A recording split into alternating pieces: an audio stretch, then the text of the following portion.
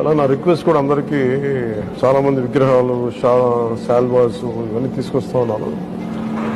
వచ్చేవారందరికి కూడా ఒకటి ఏదైనా తీసుకొస్తే టోకెన్స్ భవిష్యత్తులో మన సమీప భవిష్యత్తులో రాబోయే అన్నా క్యాంటీన్స్కి ఆయన మీరు కాంట్రిబ్యూషన్ లాగా అలాంటి టోకెన్స్ అన్నా ఇవ్వండి. వాళ్ళు గివ్ టు గవర్నమెంట్, మన ప్రభుత్వానికి ఇద్దాం.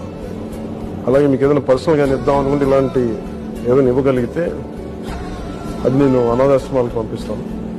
అలా కాకుండా ఈ విగ్రహాలు, శాల్వాలు ఇవన్నీ నిరుపయోగంగా అయిపోతున్నాయి. ఆ విగ్రహాలకు కూడా ఏం చేయాలో తెలియట్లేదు. అందుకు దయచేసి నా విన్నపం, మా ఎంపీఎస్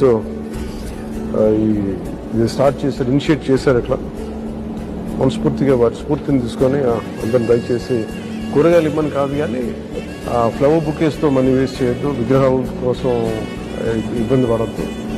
షాల్స్ కూడా ట్యాక్ అండి. నా రిక్వెస్ట్ ఒకటి, ఏదైనా చేయగలిగితే నాకు చేయకపోయినా పర్లేదు.